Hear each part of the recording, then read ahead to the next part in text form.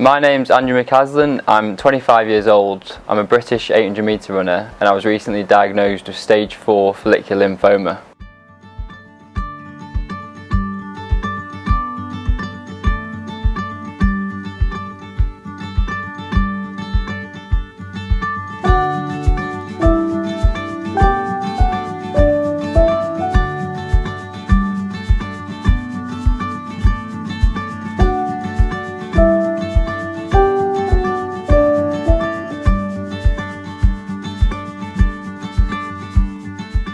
Follicular lymphoma is an incurable blood cancer. So around January I started to get symptoms in my bowel area where I was getting a lot of discomfort and felt like I was constantly bloated, and I also experienced fatigue, seeing drops off in my training. I'd constantly be getting night sweats. It took quite a while to find out what was going on, but I went through a process of seeing lots of doctors, a lot of people telling me I had IBS. In the end I had to have scans, colonoscopies and lots of checks, and they found out that it was blood cancer. By the end of July, start of August, that I found out exactly what was going on, so it took a good few months to really get answers. Initially we actually thought I had a different form of lymphoma.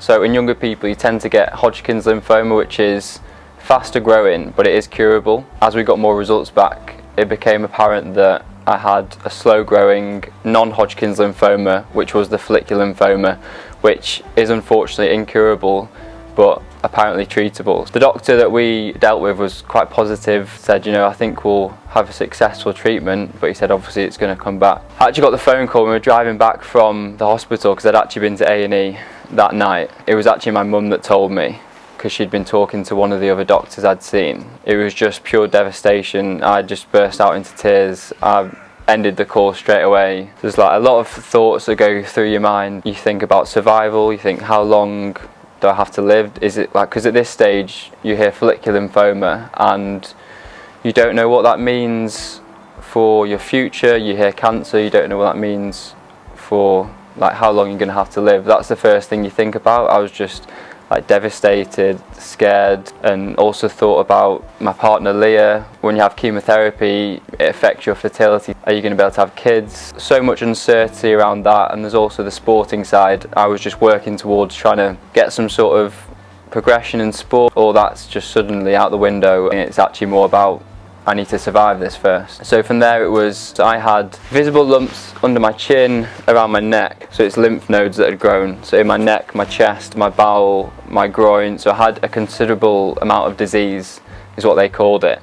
They said, we have to start treatment straight away, you've got a lot of disease there, so we need to treat it. There wasn't too much waiting about. I think it was about 2 weeks I was in treatment. Treatment looks like a total of 6 months.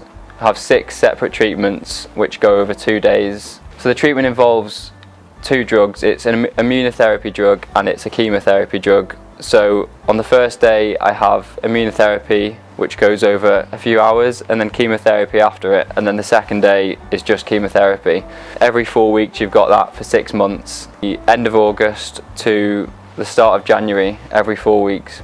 I've finished my 4th treatment and I'm midway through that cycle. I actually had a mid-treatment scan after 3 treatments which said that the treatment had already worked and the cancer is gone for now. Obviously it's incurable, so it will come back, but it was like absolutely incredible to get that news because we just didn't expect it at that stage, still with treatment to go, for it to all be gone. You still have to finish the treatment, so I still finish in January, but it just gives loads of hope for time after the treatment to sort of get back to normal. And there is the uncertainty of when it will come back, but I'm just focusing on that time I'm going to get to build myself back up, get back to normal, and hopefully come back to sport and see what I can do.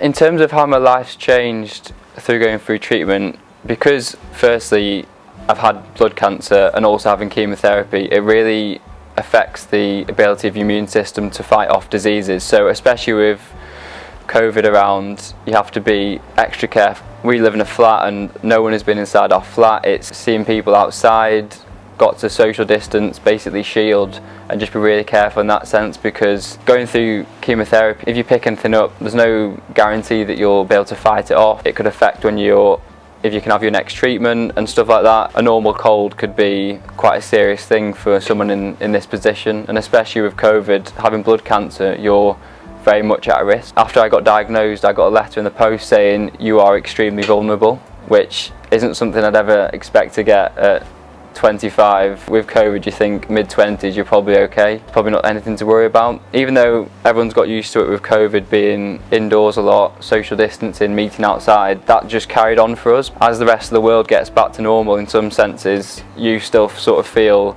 like you're in that and a little bit detached from the real world. I was working full-time as a mechanical engineer before I got diagnosed. Luckily my company have supported me through it, but it was the case of stop work and focus on the treatment. You do feel quite detached from normal life. I'll start with my partner Leah. She at first found it hard to deal with because from my perspective she'd already been through a lot in her own family with cancer. For her it's bringing up those feelings again, and you just go back to what you know. Is something bad going to happen again? Like, what's the future? Anything that happens to me is going to affect her massively. My way is to try and be as positive as possible and focus on what do I need to do to get better and just focus on treatment, while hers is a lot more worrying. She sort of worries about stuff more and like wants to get as much information as possible. So she found like the Living with Follicular Lymphoma Facebook group and the Follicular Lymphoma Foundation, so she did all that research. If I tell her symptoms I've got, she'll do research to find out what that means, anything we can do for it. She's been very good in that sort of sense in terms of a support for shielding me from all the bad news that you can have. So on that Facebook group there's good news, there's bad news, so she filters that and she goes through that and just gives me the stuff I need to know, which has been amazing. I know that for her there's so much uncertainty, and I think it's difficult for a partner to go through this because there's only so much you can do and you're dealing with it yourself as well as trying to be there for the actual person going through it. Family and friends, I think just a lot of shock for them, worrying, not knowing what to do. In a sense, from my perspective, I never really know exactly what people that aren't living with me day to day are feeling and experiencing, because I sense that some people sort of hide that from me and keep it to themselves. But I think in some ways people just don't know how to react, don't know what to do. So there's not really much you can say to make it better. You just got to get on with the situation and deal with it that way. The Follicular Lymphoma Foundation, so it was quite good timing in the sense of, as I got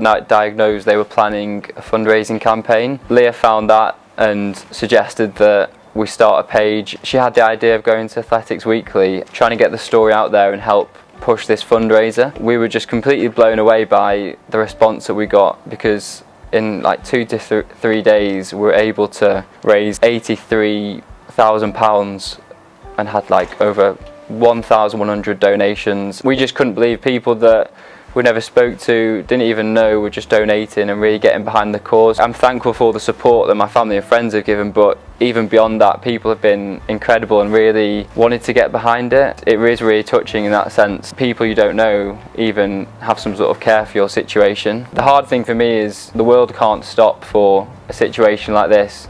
Your friends and family still have to get on with their lives. The tough side of that is seeing people training, racing, or like going on holidays, getting back to normal life, going out on nights out, and just having, you just can't do those things at the moment, and you are very restricted in that sense. But I have to say, people have been amazing. Met loads of people outside, loads of messages of support. I feel like I've been very lucky in that sense to have so many good people around me.